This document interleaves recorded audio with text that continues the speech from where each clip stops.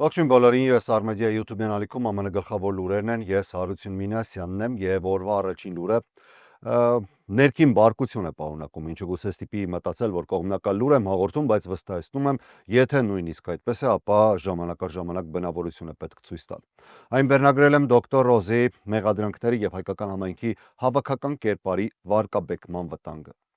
Երկու օր ինչ Լոս Անջելեսում քննարկվում է ԱՄՆ Medicare եւ Medicaid ծառայությունների ղեկավար Մեհմեդ Օզի, առավել հայտնի որպես դոկտոր Օզի, հրապարակած տեսանյութը, որտեղ նա առանց որևէ կոնկրետ ապացույցի խոսում է առողջապահական ոլորտում իբրև թե լայնածավալ խարդախությունների մասին, դրանք կապելով հայ-ռուսական մաֆիայի հետ։ Կալիֆոռնիայի նահանգապետ Գևին Նյուսեմի գրասենյակը հայտարարել է, որ ուսումնասիրում է տեղեկությունները, ըստ որոնց դոկտոր Օզը Լոս Անջելեսում հայկական բիզնեսների հարևանությամբ հնչեցրել է ռասայական երանգներով մեղադրանքներ։ Նահանգապետի մամուլի ծառայությունն ընդգծել է. մենք այս մեղադրանքներին մոտենում ենք ամբողջ լրջությամբ։ Ցանկացած ատելության դրսևորում տեղ չունի Կալիֆոռնիայում։ Պետք է հստակ արձանագրել. այո, տարիների ընթացքում առողջապահական համակարգում, այդ թվում հոսպիսային ոլորտում եղել են բացահայտումներ, որտեղ առանձին դեպքերում հիշատակվել է նաև հայ ազգի անձինք։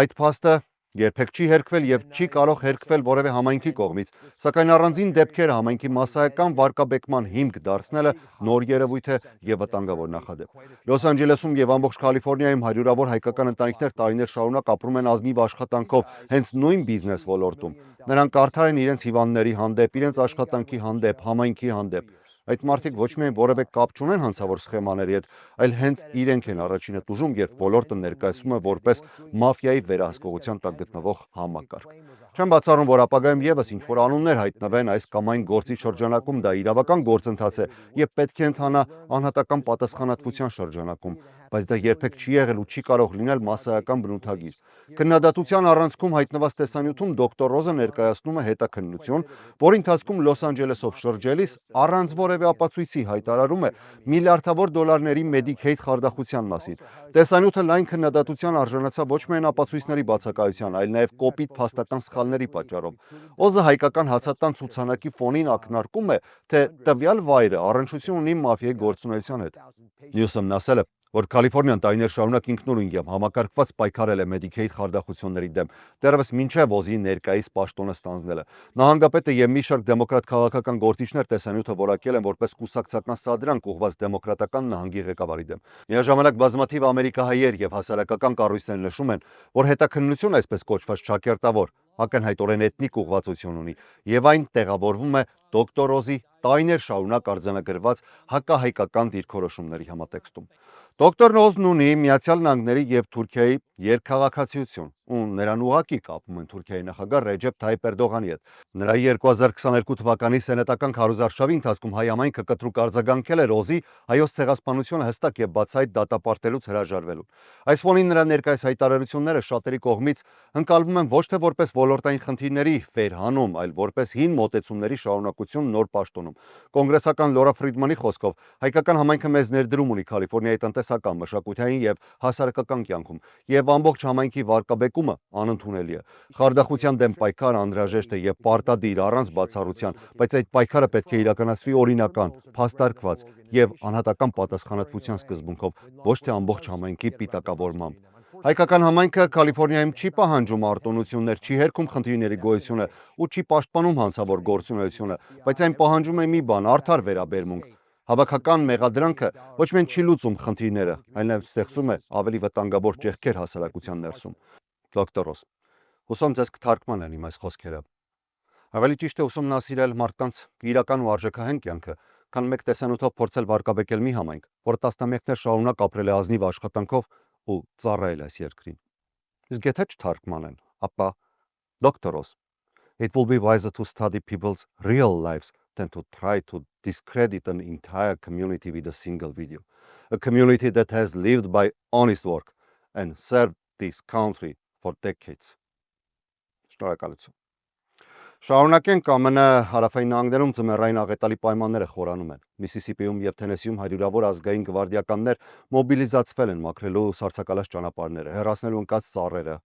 եւ օգնելու ավտոմեքենաներում արգելափակված կամ տաներում առանց հոսանքի մնացած բնակիչներին։ Օթերու թվանների տվյալներով տարածաշրջանը ներխուժում արկտիկական նոր սառնամանիք։ Պաշտոնական տվյալներով փոթորիկի հետևանքով Միացյալ Նահանգներում զոհերի թիվը հասել է առնվազն 85-ի, որոնց կեսից ավելին գրանցվել է Թենեսիում, Միսիսիպիում և Լուիզիանայում։ Ոստիկաններն ու հրշեջները դռնեդուր ստուգում են տարեցների տները և ապահովում նվազագույն անհրաժեշտ պարենով։ Էլեկտրաէներգիայի խափանումները շարունակում են լայնածավալ մնալ։ Ավելի քան 260,000 տուն ու բիզնես դեռևս առանց հոսանքի է։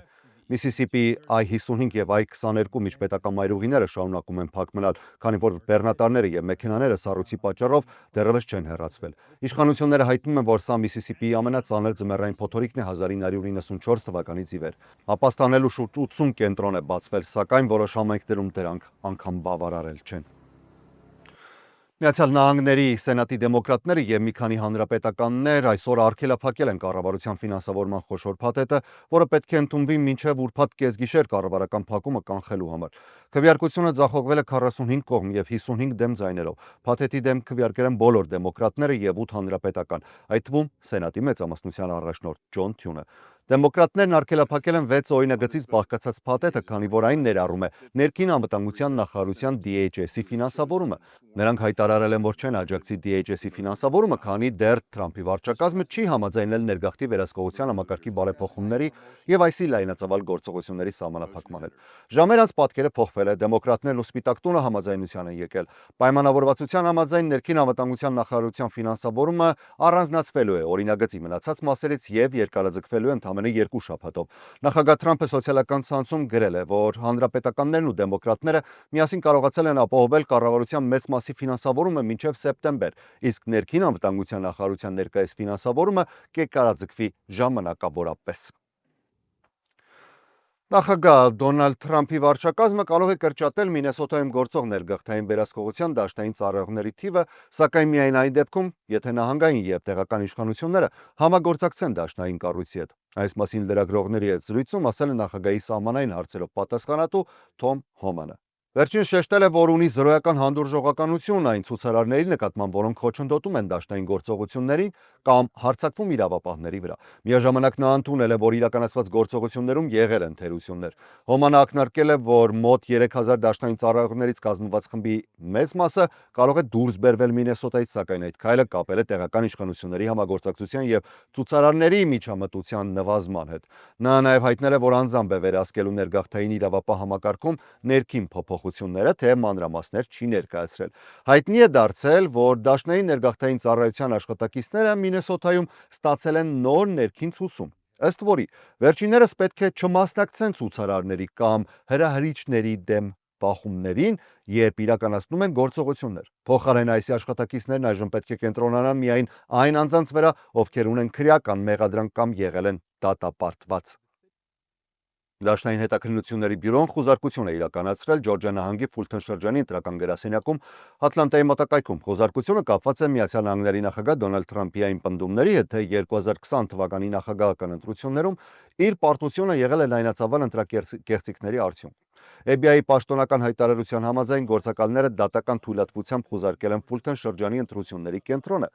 Ֆուլթոն շրջանը տարիներ շարունակ գտնվում է նախագահ Դոնալդ Թրամփի ուշադրության կենտրոնում։ Նա 2020 թվականին Ջորջիայում նեղ հաշվով պարտվել էր Ջո Բայդենին։ Թրամփը բազմիցս պնդել է առանց ապացույցների թերևս, որ հենց այդ շրջանում տեղի ունեցած լայնածավալ ընտրակեղծիքներն են հանգեցրել իր պարտությանը։ Ֆուլթոն շրջանի ղեկավար Ռոբ Փիթսը հայտնել է, որ դաշնային գործակալները սկզբում ստիպված են եղել հեռանալ ու վերադառնալ նոր թույլատվությամբ, քանի որ փաստաթղթերի օրինական պահողը ոչ թե ընտրական վարչությունն է, այլ շրջանի դատարանի քարտուղարությունը։ Շրջանի իրավաբանները խորհուրդ են տվել համագործակցել դաշնային իշխանությունների հետ։ Թույլատվության ծածկաթերթերում նշվում է, որ որոնվում են 2020 թվականի բոլոր քվեաթերթիկները, քվեարկության հաշվի սարքերի արձանագրությունները, էլեկտրոնային քվեաթերթիկների պատկերները և ընտրողների ցուցակները։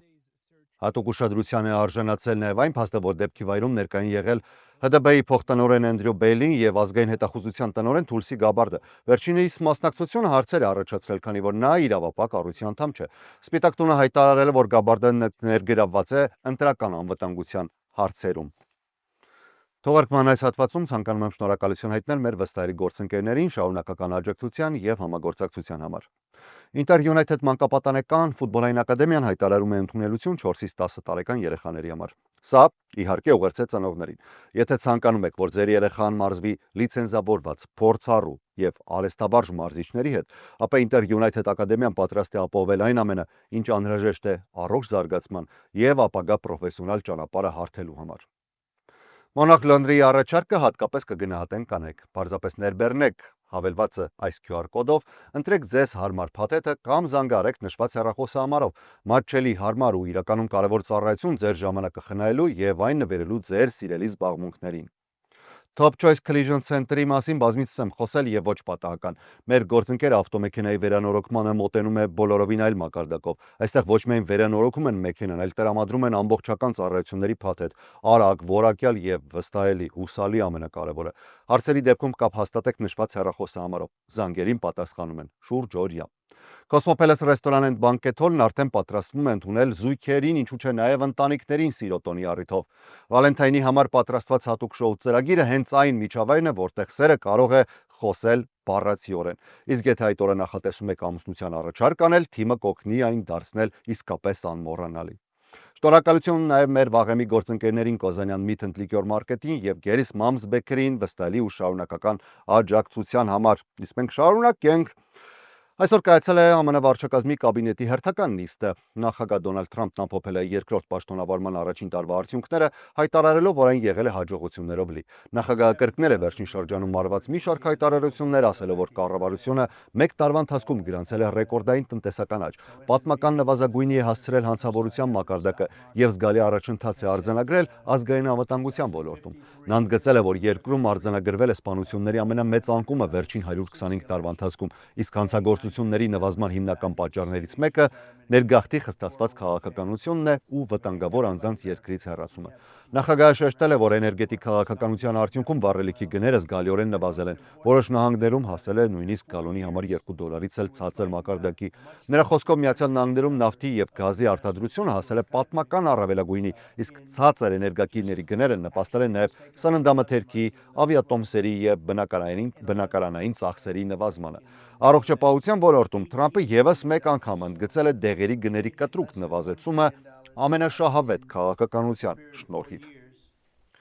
Տնտեսական ցուցանիշներից բացի նախագահն ու նախարարները խոսել են նաև արտաքին քաղաքականությունից։ Նախագահ Թրամփը հայտարարել է, որ Ռուսաստանի եւ Ուկրաինայի միջև խաղաղ բանակցություններում զգալի առաջընթաց է արձանագրվել վերջին շաբաթների ընթացքում։ Նրա խոսքով Ժնևում կայացած հանդիպումներից հետո ձեռք բերված արդյունքները Ուկրաինայի ներկայացուցիչներն անգամ գնահատել են որպես վերջին 4 տարիների ընթացքում գրանցված ամենամեծ առաջընթացը։ Հատուկ բանագնաց Սթիվ Վիտքոֆը նշել է, որ Աբու Դաբիում տեղի են ունեցել բանակցություններ ռուսական կողմի 5 գեներալների մասնակցությամբ եւ քննարկումները շարունակվելու են մոտ 1 շաբաթից։ Կողմերը առաջընթաց են գրանցել ինչպես տարածքային հարցերի, այնպես էլ անվտանգության եւ տնտեսական համագործակցության համաձայնագրերի շուրջ։ Նախագահը նաեւ հայտնել է, որ Ուկրաինայում տիրող ցրտերի պատճառով անձամբ դիմել է Ռուսաստանի նախագահ Վլադիմիր Պուտինին, խնդրելով 1 շաբաթով դադարեցնել հրթիռային հարվածները Կիևի եւ այլ քաղաքների վրա։ Թրամփի խոսքով Պուտինը համաձայնել է այդ խնդրանքին, ինչը նրա գնահատմամբ կարևոր մարդասիրական քայլ է։ Նախագահն ընդգծել է, որ խաղաղության համաձայնագրի հնարավորությունն այժմ ավելի իրատեսական է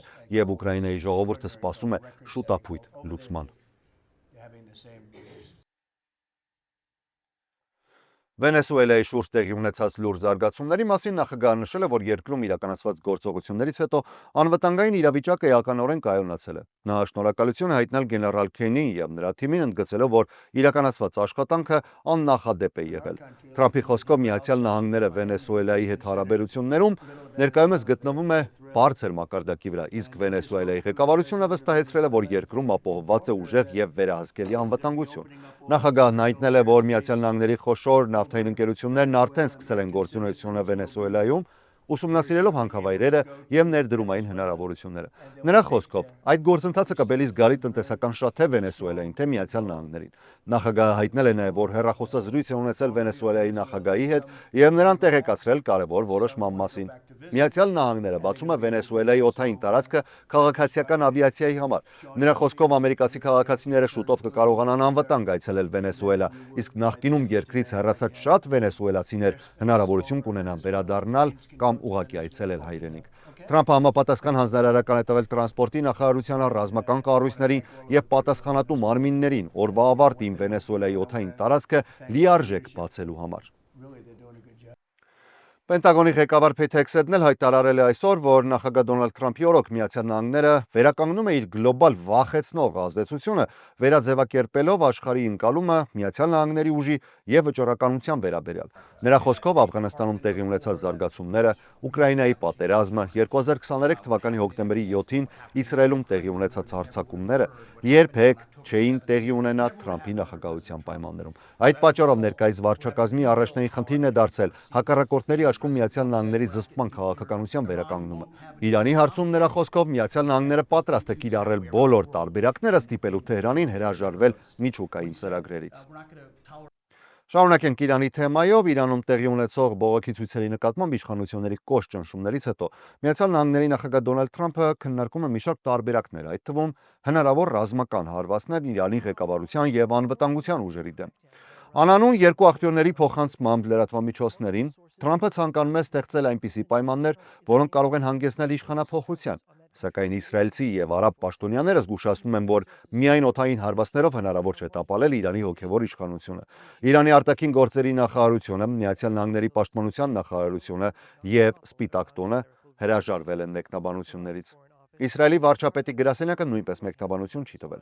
Միևնույն ժամանակ Միացյալ Նահանգների ավիակիրն ուղեկցող ռազմական նավերը մերձավոր արևելքում են ընդլայնելով Վաշինգտոնի ռազմական հնարավորությունները։ Նախագահ Թրամփը հայտարարել է, որ տարածաշրջան է ուղարկում հզոր ռազմածովային ուժ, սակայն չի բացառել, որ այն կարող է եւ չօգտագործվել։ Իրանի գերագույն առաջնորդը անկարգությունների համար մեղադրել էր նախկինում Միացյալ Նահանգներին եւ Իսրայելին, զգուշացնելով, որ Իրանը կպատասխանի ցանկացած հարձակման։ Պարսից ծոցի երկրները, Միացյալ Նահանգների երկարամյա դաշնակիցները եւ ամերիկյան խոշոր ռազմաբազաների հյուրընկալող պետությունները մտավախություն ունեն, որ իրանական պատասխան հարվածների առաջին թիրախը հենց իրենք կլինեն։ Սաուդյան Արաբիան, Քաթարը, Օմարը եւ Եգիպտոսը կոչ են արել Վաշինգտոնին խուսափել Իրանի դեմ ռազմական հարվածներից։